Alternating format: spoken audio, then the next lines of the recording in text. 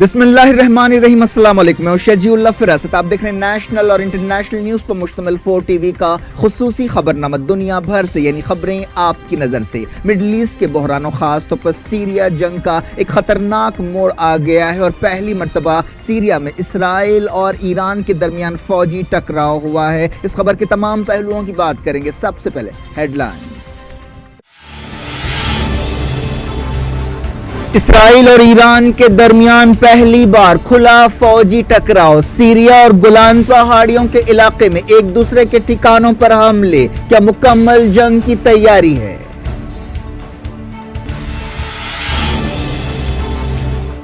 Israel ने कहा ईरानी फौज की अल-कुद्स ब्रिगेड ने 20 से ज्यादा रॉकेट फायर किए। सीरिया में ईरानी ठिकानों को निशाना बनाने का दावा।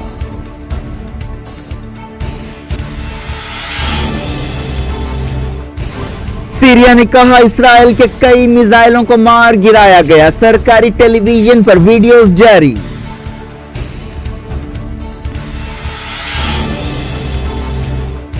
इसराइल ईरान फौजी टकराव पर दुनिया फिक्रमंद। कई आलमी लीडर्स ने की तनाव कम करने की अपील।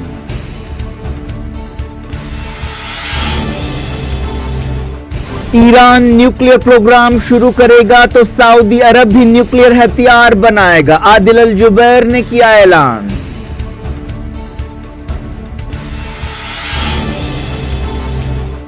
मलेशिया में महातिर मोहम्मद का करिश्मा। 92 साल की उम्र में बनेंगे वजीर आजम। इलेक्शन जीतकर दुनिया को चौंका दिया।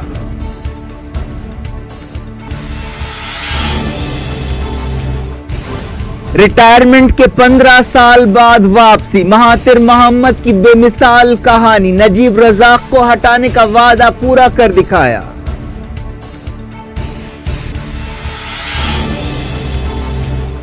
आजादी नहीं मिलेगी, फौज से लड़ना मुमकिन नहीं। कश्मीरी नौजवानों को आर्मी चीफ बिपिन रावत का सख्त पैगाम।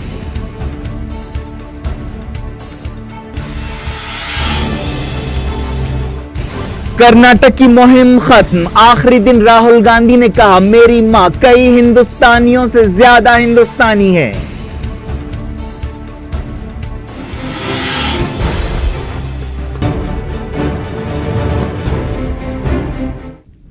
हेडलाइंस आपने देखी। अब खबरों की तफसील की तरफ आपको लिए चलते हैं। सबसे पहले बात करते हैं ईरान और इसराइल के दरमियान टकराव की। मिडल ईस्ट में पहली बार इसराइल और ईरान के बीच फौजी टकराव हुआ है। अब तक मिडल ईस्ट के बहरानों में ईरान और इसराइल खुलेआम या दरपर्दा तौर पर अलग अलग ग्रुपों और फरीकों की मदद करते रहे, लेकिन खित्ते के दो बड़े दुश्मनों के बीच पहली मरतबा सीरिया सरहद पर गोलान पहाड़ियों के इलाके में फायरिंग का तबादला हुआ। गोलान पहाड़ियों का इलाका एक हसास इलाका है। इस इलाके पर इसराइल ने 1967 की जंग में कब्जा कर लिया था, जो दरअसल सीरिया का इलाका है। इसराइल और ईरान के दरमियान इससे पहले काफी तनाव पैदा हो गया था। इसराइल खित्ते में ईरान के बढ़ते हुए असर और रसूख से काफी परेशान है और इस सिलसिले में वो कई बार अमेरिका और सऊदी अरब के साथ आवाज उठा चुका है। ये फौजी टकराव एक ऐसे वक्त हुआ है जब अमेरिका ने हाल ही में ईरान न्यूक्लियर डील को तोड़ने का ऐलान किया है।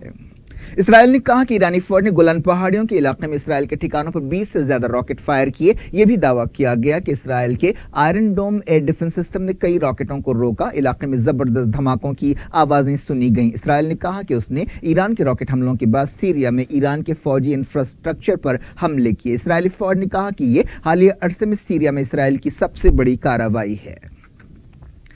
ईरान ने कई बार इसराइल से कहा था कि वह सीरिया में हवाई हमले ना करे। हाल ही में इसराइल ने सीरिया में बाज मकामात पर हवाई हमले किए थे, जिनमें ईरानी फौज के ठिकानों को निशाना बनाने का दावा किया गया। 2011 से जारी सीरिया जंग में ईरान सदर बशर अल असद का इत्तेहादी रहा है। ईरान के कई मिलिट्री एडवाइजर, सिपाही और वॉलंटियर सीरिया में तैनात हैं। दूसरी तरफ ऐसे इल्जामात लगते रहे कि इसराइल ने बशर अल असद के मुखालिफ ग्रुपों की तायद की। इसराइली फौज को डर था कि सीरिया में उसकी हालिया कार्रवाइयों के जवाब में ईरान हमले कर सकता है। अप्रैल के महीने में एक फौजी अड्डे पर इसराइल के हमले में 7 ईरानी सिपाही हलाक हुए थे। اسرائیلی فوج نے کہا کہ چہارشنبے اور جمعرات کی درمیانی رات ایرانی فوج نے 20 راکٹ حملے کیے. اس کے لیے ایرانی فوج کی القدس فورس ذمہ دار ہے، جو دراصل ریولیوشنری گارڈز کی ایک شاخ ہے جو ایران سے باہر کام کرتی ہے. اسرائیلی فوج نے کہا کہ اس کے Iron Dome air defence system نے 4 راکٹوں کو روکا، جبکہ دوسرے راکٹ اپنے ٹارگٹ سے پہلے گر پڑے. کسی کے زخمی ہونے یا نقصانات کے بارے میں کوئی خبر نہیں دی گئی. سیریا کے حالات پر نظر رکھنے والی ایک تنظیم نے جو برطانیہ سے کام کرتی ہے تصدیق کی کہ سیریا کے قنیطرہ صوبے سے درجنوں راکٹس فائر کیے گئے. اس کے علاوہ دمشق کے قریب ایک علاقے سے بھی گولان پہاڑیوں کے علاقے میں راکٹ حملے کرنے کی خبر ہے. اس تنظیم نے یہ نہیں بتایا کہ ان راکٹ حملوں کے لیے کون ذمہ دار ہے. ایک رپورٹ میں کہا گیا کہ اسرائیلی فوج نے گولان پہاڑیوں کے قریب ایک غیر فوجی علاقے باس پر بمباری کی. اسرائیلی فوج نے کہا کہ اس کے جنگی ہوائی جہازوں نے سیریا کے اندر ایران کے کئی فوجی ٹھکانوں کو نشانہ بنایا.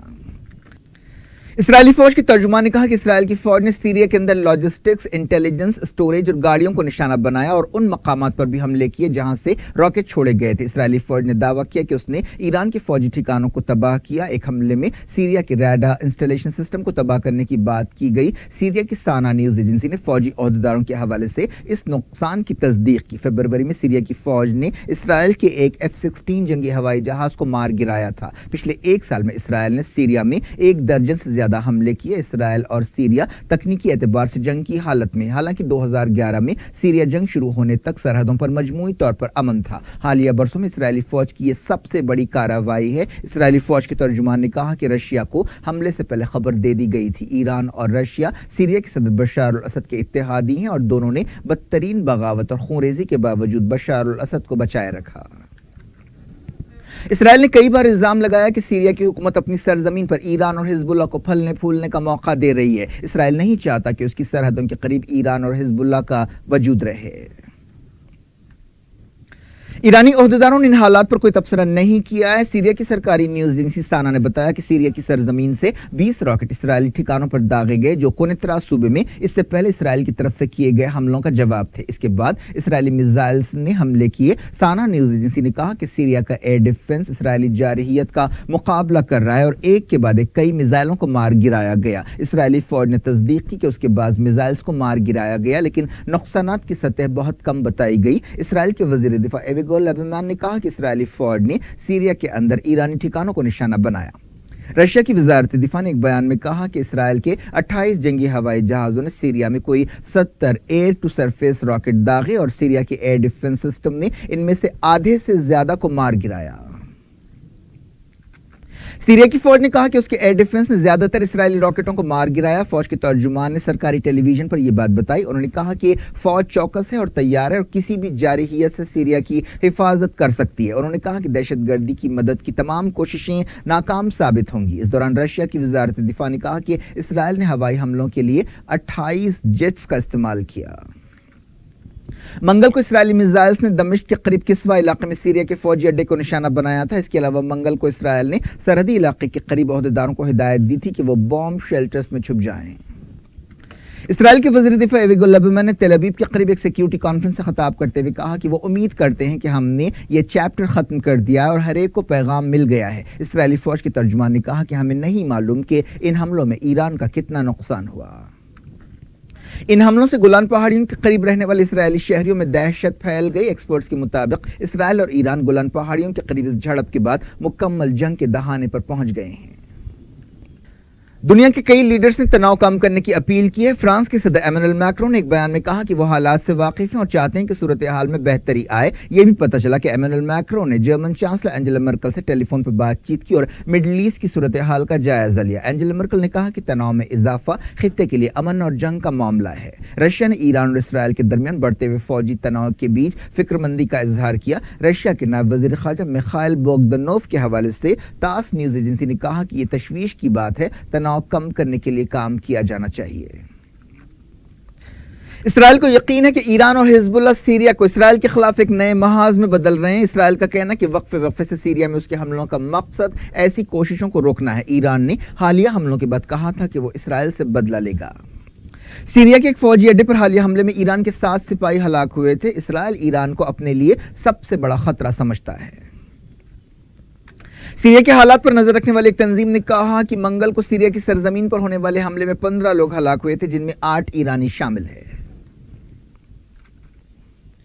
ایران اور اسرائیل کے درمیان یہ فوجی ٹکراؤ ایک ایسے وقت ہوا ہے جب کچھ گھنٹے پہلے اسرائیل کے وزیر اعظم بنجامن نیتن یاہو نے ماسکو کا دورہ کیا، جہاں انہوں نے صدر ولادیمیر پوٹین سے سیریا کے حالات پر بات چیت کی۔ پوٹین سے ملاقات کے بعد نیتن یاہو نے کہا تھا کہ ان کے خیال میں رشیا اسرائیل کی حفاظت کے معاملے میں دخل نہیں دے گا۔ پوٹین نے اس سے پہلے نیتن یاہو کو سیریا میں حملوں کے خلاف خبردار کیا۔ رشیا کے وزیر خارجہ سرجی لاوروف نے کہا کہ ایران اور اسرائیل کو ایسی کارروائیاں نہیں کرنی چاہیے جن سے جنگ کے حالات پیدا ہوتے ہوں۔ سیریا کے سرکاری ٹیلی ویژن پر تصویریں دکھائی گئی ہیں کہ کس طرح اس کا ایئر ڈیفنس میزائلوں کو نشانہ بنا رہا ہے۔ اس کے علاوہ ٹیلی ویژن پر وطن سے محبت کے گیت بھی پیش کیے گئے۔ دمشق کے شہریوں نے بتایا کہ انہوں نے دھماکوں کی آوازیں سنی اور آسمان میں ایئر ڈیفنس سسٹم کی طرف سے میزائلوں کو مار گرائے جانے کے منظر دیکھے۔ لبنان کی سرکاری نیوز ایجنسی نے کہا کہ اسرائیل کے جنگی ہوائی جہاز لبنان کی حدود سے گزرے۔ نیوز ایجنسی رائٹر نے اسرائیلی حملوں کے بعد دمشق میں لوگوں کی خریداری کرتے ہوئے تصویریں دکھائیں اور کہا کہ لوگ ڈرے ہوئے نہیں ہیں۔ سیریا کی سرکاری ٹیلی ویژن پر کہا گیا کہ اسرائیل کے حالیہ حملے جنگ کے نئے مرحلے کا اشارہ کرتے ہیں۔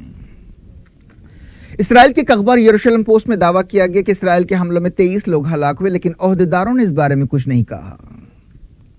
اس دوران فارس نیوز ایجنسی نے ریولیوشنری گارڈز کے چیف بریگیڈیئر جنرل حسین سلامی کے حوالے سے کہا کہ جب کبھی ایران نے اپنے دشمنوں کا مقابلہ کیا ہے، ایران اور آگے بڑھا ہے۔ انہوں نے کہا کہ ہم نے مشکل جنگوں کے ذریعے اپنی طاقت حاصل کی ہے۔ اسرائیلی فوج کے ترجمان نے کہا کہ ایران کی القدس فورس نے کل رات بھاری قیمت چکائی ہے۔ ہم نے اسرائیلی فوج کی انٹیلیجنس اور ایئر پاور کی صلاحیتوں کا مظاہرہ کیا۔ دنیا بھر سے وقت ہو گیا چھوٹے سے بریک کا۔ بریک کے بعد کچھ اور خبروں کے ساتھ آپ کی خدمت میں دوبارہ حاضر ہوں گے۔ امید ہے بریک کے اس پار بھی ہمارا آپ کا رابطہ بنا رہے گا۔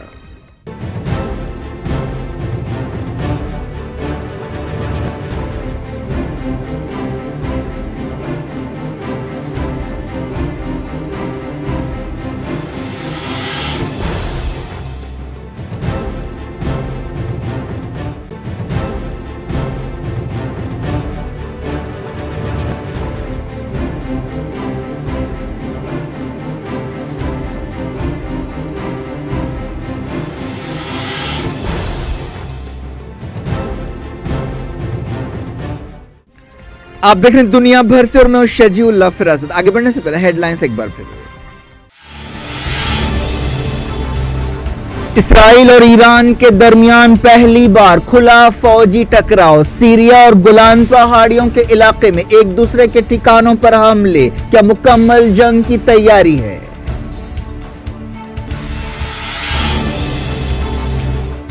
اسرائیل نے کہا ایرانی فوج کی القدس بریگیڈ نے 20 سے زیادہ راکٹ فائر کیے۔ سیریا میں ایرانی ٹھکانوں کو نشانہ بنانے کا دعویٰ۔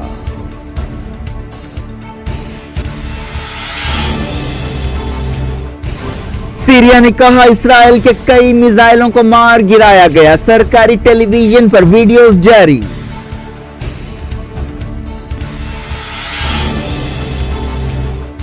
اسرائیل ایران فوجی ٹکراؤ پر دنیا فکر مند۔ کئی عالمی لیڈرز نے کی تناؤ کم کرنے کی اپیل۔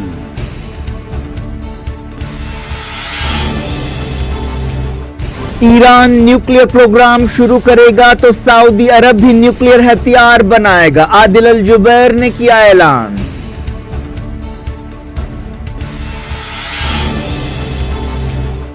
ملیشیا میں مہاتیر محمد کا کرشمہ، 92 سال کی عمر میں بنیں گے وزیر اعظم۔ الیکشن جیت کر دنیا کو چونکا دیا۔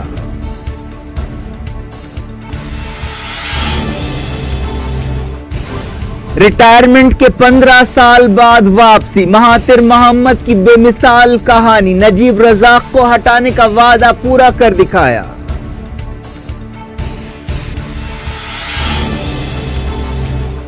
آزادی نہیں ملے گی، فوج سے لڑنا ممکن نہیں، کشمیری نوجوانوں کو آرمی چیف بپن راوت کا سخت پیام۔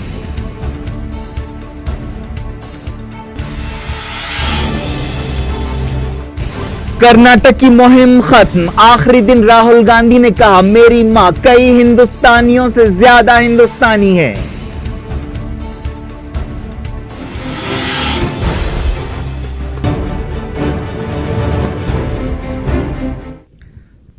जारी रखते हैं सीरिया की खबरों के सिलसिले को। सीरिया के सदर बशार अल असद ने सीरिया बहरान के तूल पकड़ने के लिए बैरूनी दखल अंदाजियों को वजह बताया और कहा कि 1 साल के अंदर मुल्क में अमन बहाल कर दिया जाएगा। बशार अल असद ने एक ग्रीक अखबार से बातचीत करते हुए ये बात कही। उन्होंने मगरबी मुल्कों खासतौर पर अमरीका, बरतानिया और फ्रांस के अलावा मिडल ईस्ट के मुल्कों सऊदी अरब, कतर और तुर्की पर इल्जाम लगाया कि उन्होंने अलग अलग दहशतगर्द ग्रुपों की मदद की। उन्होंने कहा कि सीरिया में खून खराबे के लिए इन मुल्कों को जवाबदेह बनाना चाहिए। बशार अल असद ने कहा कि सीरिया दहशतगर्दों से लड़ रहा है जो दरअसल अमेरिका, तुर्की और सऊदी अरब की फौज है और ये दुश्मन गैर कानूनी तौर पर सीरिया के अंदर दाखिल हुए। बात करते हैं यमन की। यमन के कई इलाकों में सऊदी इत्तेहाद ने हवाई हमले किए। अल मसीरा टेलीविजन चैनल ने बताया कि दारुल मस्ताना के करीब अस्कीन इलाके में किए गए एक हमले में एक खानदान के तमाम अरकान हलाक हो गए, जिनमें शौहर, बीवी और उनके 2 बच्चे शामिल हैं। बाज़ दूसरे इलाकों से भी ऐसे ही हमलों की खबरें मिली हैं। मलेशिया से बहुत अहम खबर आ रही है। साबिक वजीर आजम महातिर मोहम्मद 92 साल की उम्र में एक बार फिर वजीर आजम बन गए। मलेशिया के इलेक्शन में कामयाबी के बाद साबिक वजीर आजम महातिर मोहम्मद दुनिया में सबसे ज्यादा उम्र में जमहूरी हुक्मरान चुने जाने वाले लीडर बन गए। 92 साल महातिर मोहम्मद ने सियासत को काफी अरसा पहले छोड़ दिया था, लेकिन उन्होंने 2016 में यह फैसला बदल दिया था और एक नई party Malaysian United indigenous party बनाई थी। हालिया इलेक्शंस में सरकारी इत्तेहाद के खिलाफ अपोजिशन इत्तेहाद ने कामयाबी हासिल की, जिसके लीडर महातिर मोहम्मद है। महातिर मोहम्मद के इत्तेहाद ने 115 सीटें जीती हैं, जबकि उसे हुकूमत बनाने के लिए 112 सीटों की जरूरत थी। इस तरह महातिर मोहम्मद ने वजीर आजम नजीब रजाक के इत्तेहाद को जबरदस्त शिकस्त दे दी। नजीब रजाक का इत्तेहाद पिछले 60 साल से हुकूमत कर रहा था। वजीर आजम नजीब रजाक पर करप्शन और अपने करीबी लोगों को नवाजने के इल्जाम लगाए गए थे। नजीब रजाक ने कहा कि वो अवाम के फैसले को कबूल करते हैं। महातिर मोहम्मद ने मीडिया से बातचीत करते हुए कहा कि हम बदला लेना नहीं चाहते, हम कानून को बहाल करना चाहते हैं। जैसे ही नतीजे सामने आए, अपोजिशन के हामी जश्न मनाते हुए सड़कों पर निकल आए।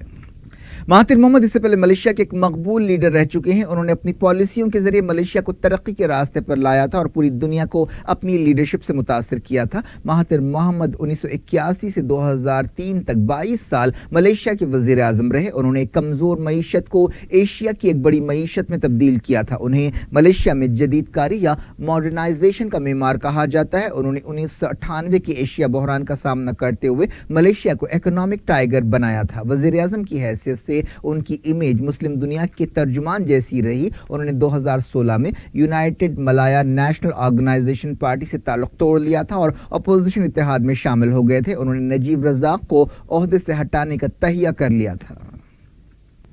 महातिर मोहम्मद ने 2016 में एक इंटरव्यू देते हुए कहा था कि उन्होंने नजीब रजाक को हटाने का फैसला कर लिया है क्योंकि वो पटरी से उतर गए हैं। उन्होंने कई गलत काम किए हैं, जिसके नतीजे में मुल्क की हालत सियासी और मौशी लिहाज से बहुत बुरी हो गई है। उन्होंने दुनिया भर में मलेशिया को बदनाम किया। मलेशिया के मुस्तकबिल के बारे में उन्होंने कहा था कि अगर नजीब ओहदे पर रहेंगे तो मुल्क कुत्तों के हवाले हो जाएगा।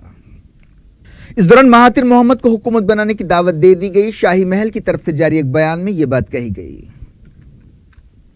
एक बार फिर मिडल ईस्ट चलते हैं। सऊदी अरब ने कहा है कि अगर ईरान अपना न्यूक्लियर प्रोग्राम फिर से शुरू करेगा तो सऊदी अरब ही न्यूक्लियर हथियार बनाएगा। सऊदी अरब के वजीर खारजा आदिल अल जुबैर ने यह बात कही। उन्होंने इल्जाम लगाया कि ईरान ने अल हूसियों के जरिए सऊदी अरब पर हमले करते हुए एक तरह से ऐलान जंग कर दिया है। आदिल अल जुबैर ने कहा कि सऊदी अरब पर जो मिसाइल छोड़े जा रहे हैं वो ईरान में बने हैं और उनके लिए ईरान को जवाबदेह बनाना चाहिए। CNN से बातचीत करते हुए वजीर खारजा ने कहा कि ईरान का रवैया नाकाबिल कबूल है। उसने बैलिस्टिक मिसाइल्स के ताल्लुक से यूनाइटेड नेशंस की करारदादों को तोड़ा है। उन्होंने कहा कि हम सही वक्त पर सही फैसला करेंगे और जवाब देंगे। हम ईरान के साथ सीधा फौजी टकराव टालना चाहते हैं, लेकिन ईरान का रवैया ऐसा है, ये सूरत हाल जारी नहीं रह सकती।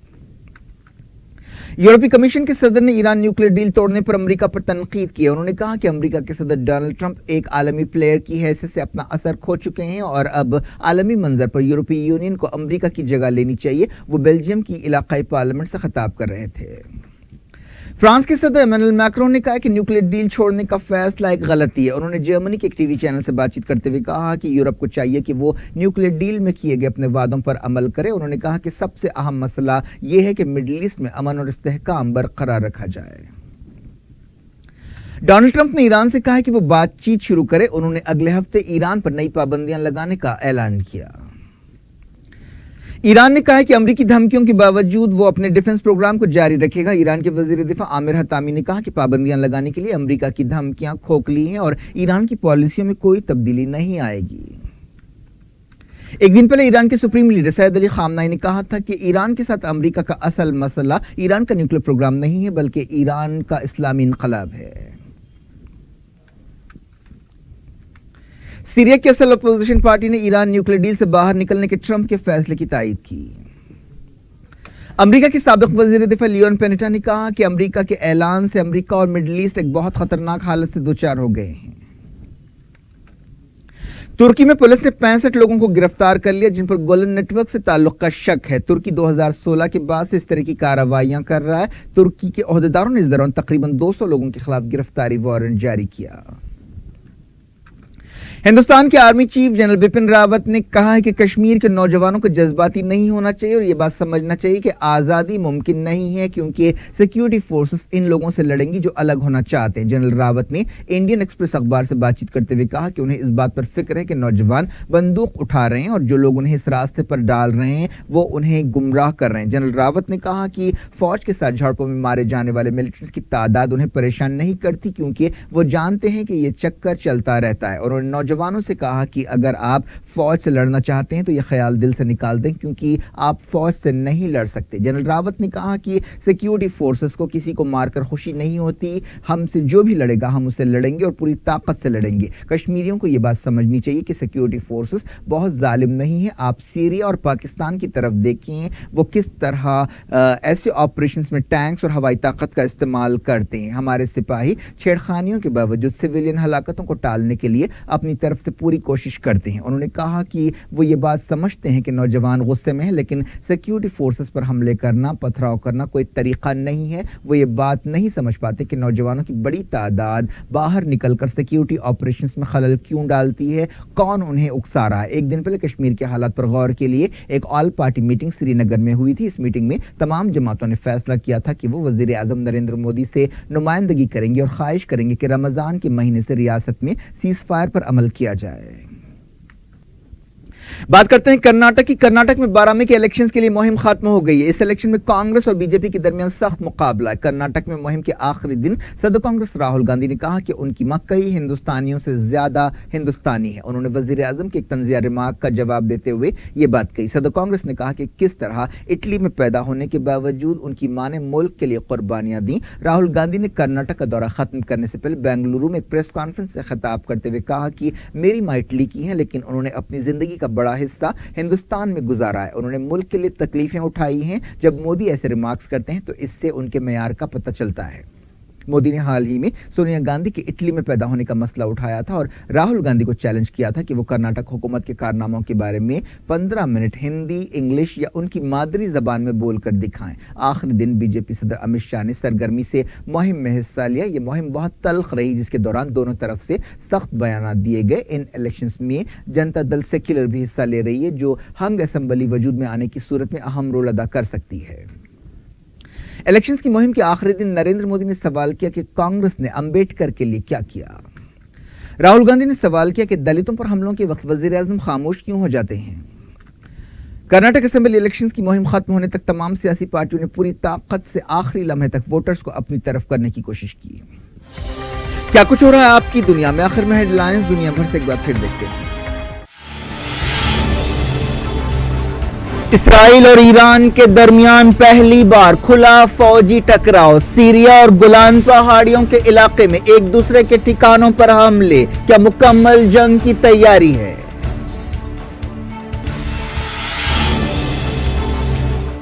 इसराइल ने कहा ईरानी फौज की अल-कुद्स ब्रिगेड ने 20 से ज्यादा रॉकेट फायर किए। सीरिया में ईरानी ठिकानों को निशाना बनाने का दावा।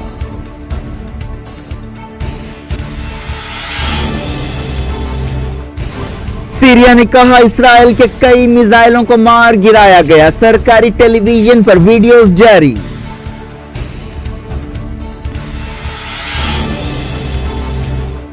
इसराइल ईरान फौजी टकराव पर दुनिया फिक्रमंद। कई आलमी लीडर्स ने की तनाव कम करने की अपील।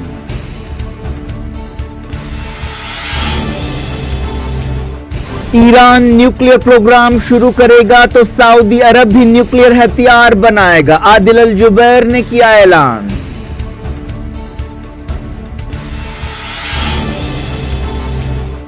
मलेशिया में महातिर मोहम्मद का करिश्मा, 92 साल की उम्र में बनेंगे वजीर आजम, इलेक्शन जीत कर दुनिया को चौंका दिया।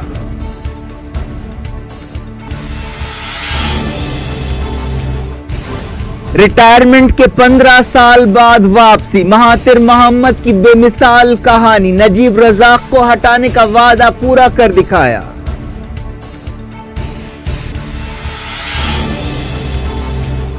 आजादी नहीं मिलेगी, फौज से लड़ना मुमकिन नहीं, कश्मीरी नौजवानों को आर्मी चीफ बिपिन रावत का सख्त पैगाम।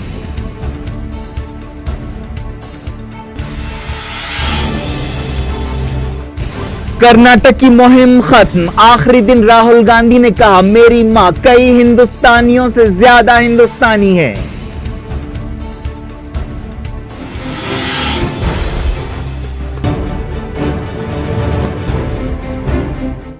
ये थी आज की खबरें। शजीउल्लाह फरासत को दें इजाजत और अपना बेहद ख्याल रखें। अल्लाह हाफिज।